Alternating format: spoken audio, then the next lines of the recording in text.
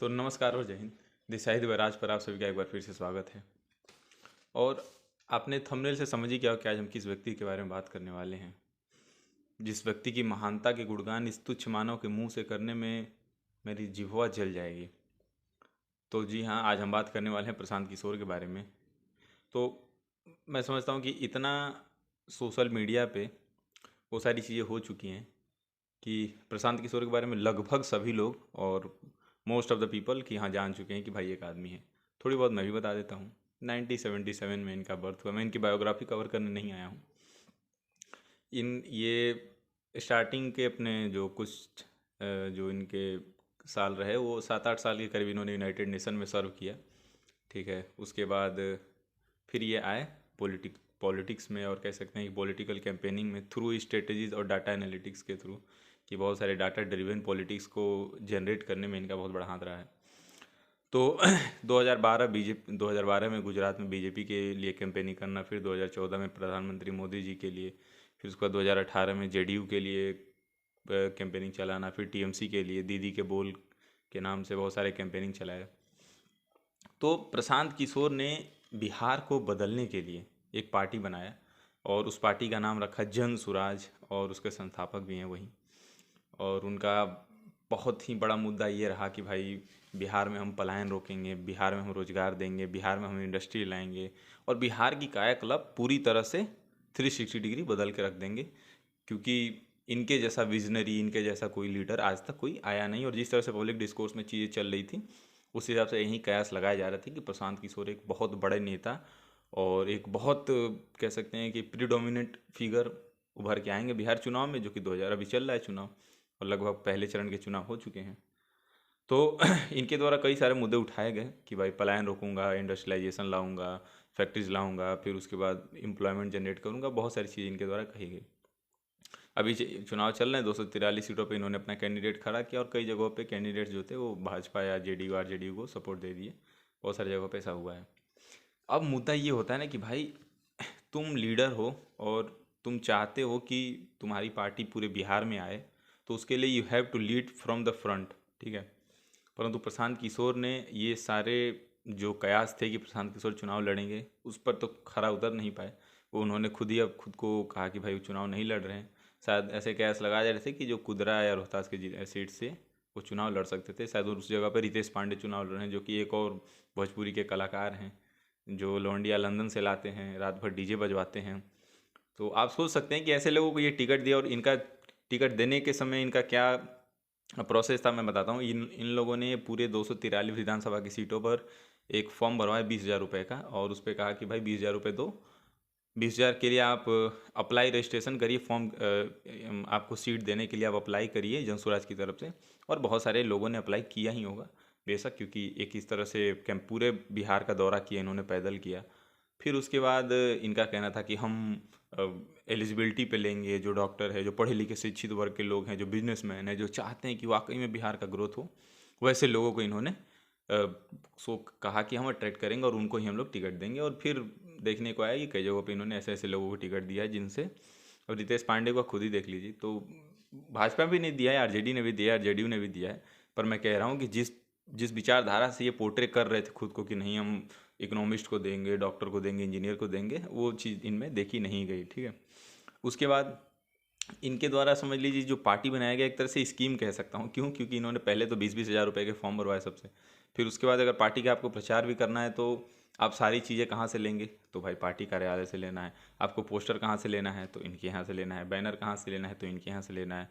तो पॉलिटिक्स कम so called business इन्होंने चलाया है पूरे कैंपेनिंग के थ्रू। और इनकी एक कंपनी है जो कि शायद सिटीजन फॉर अकाउंटेबल गवर्नेंस करके है, कैग, जिसके थ्रू ये कैंपेनिंग करते आए हैं मोदी जी, और बहुत सारे पॉलिटिकल लीडर्स को सपोर्ट किया इन्होंने। एक जो बेहद संगीन मुद्दा इसमें उठता है और कंसर्न भी रेज करता है कि भाई किस तरह से बिहार के बदलाव की बात अगर आप कर रहे हैं और खुद मैदान छोड़कर भाग गए, तो ये एक बहुत बड़ा, मतलब आपके ऊपर क्रिटिक्स भाई सवाल तो उठाएंगे ही। क्योंकि इनके द्वारा लगातार एजुकेशन को लेकर, यानी कि सम्राट चौधरी की डिग्री को लेकर, बहुत सारे पॉलिटिशियन की कैपेबिलिटीज़ को लेकर, अगर मैं समझता हूँ कि ये मायने नहीं रखता, क्योंकि योगी आदित्यनाथ एमएससी मैथ से किए हुए हैं ऑनर्स।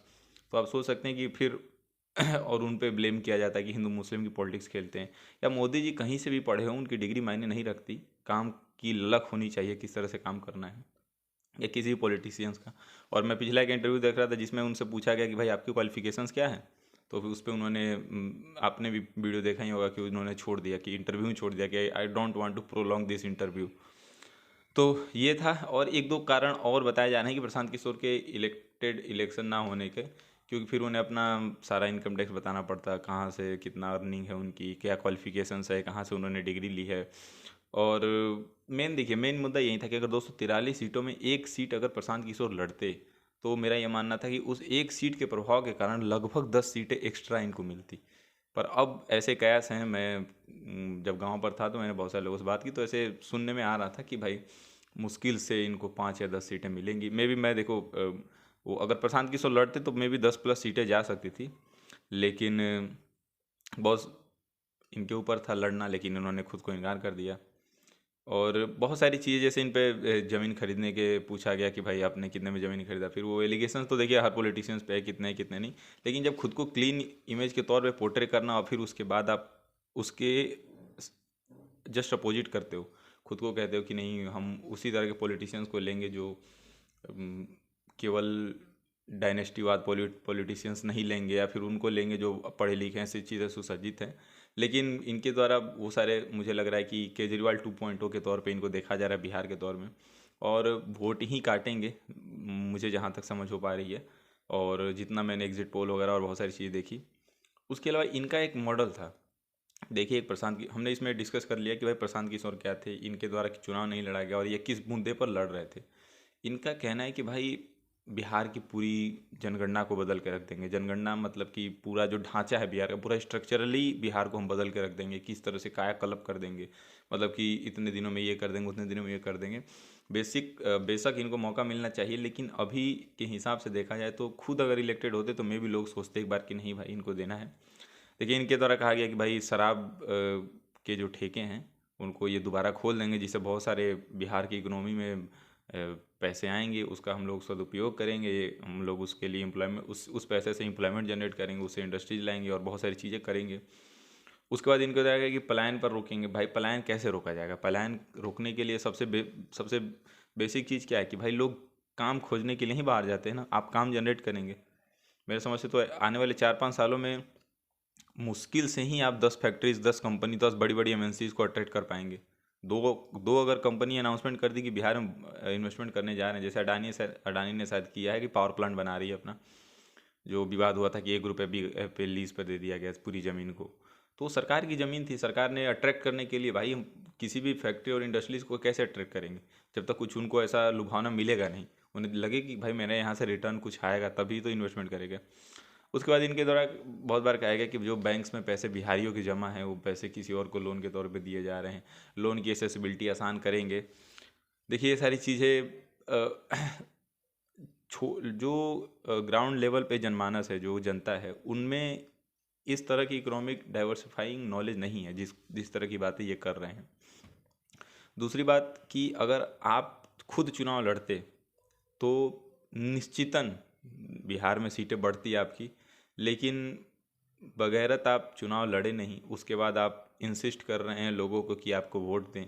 और आप क्योंकि एकलौते आप ही इतने बड़े चेहरे थे उस पार्टी के कि बहुत सारे युवा मैं भी खुद एक समय पर सोचा कि नहीं यार प्रशांत किशोर के लिए ही एक बार करेंगे रूटी, लेकिन जितना ज़्यादा बिहारियों को बाहर के लोगों ने बदनाम नहीं किया उससे ज़्यादा इन्होंने कर दिया। इनके हिसाब से जो केवल बिहारी है वो लेबर से ही बिलोंग करता है, वो लेबर ही है जो बाहर पलायन करके जा रहा है। इनके हिसाब से ये नहीं कि यहाँ से आईआईटीएन भी जा रहे हैं, यहाँ से इंजीनियर बन के जा रहे हैं, यहाँ से आईओ अफसर, यहाँ से एनडीए में सिलेक्शन ज़्यादा होता है, यहाँ से यूपीएससी में सिलेक्शन ज़्यादा होते हैं, यहाँ से सरकारी नौकरीज में बिहारी बहुत सारे डोमिनेट करते हैं।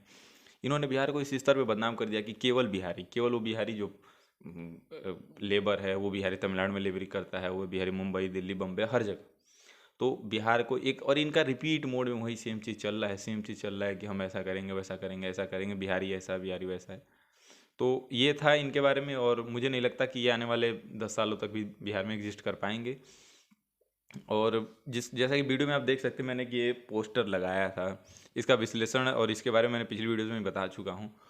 पर मैं समझता हूँ कि ये आज के तौर पे मेरे लिए शर्मिंदगी की बात है, और जो भी ये बिहारी वीडियो देख रहा है उसके लिए बहुत शर्मिंदगी की बात है कि इस तरह की चीज़ें होती हैं। आपको एक तुच्छ नज़र से देखा जाता है, आपके ऊपर इस तरह की भावनाएं कह सकते हैं, आपको इस तरह से देखा ही जाएगा अगर आप बिहारी हैं तो। ओहो। तो मैं समझता हूँ कि ये सारी चीज़ें बदलाव की ज़रूरत है। और आप क्या सोचते हैं प्रशांत किशोर के बारे में और जय सूरज के बारे में, ज़रूर कमेंट सेक्शन में हमें बताएं।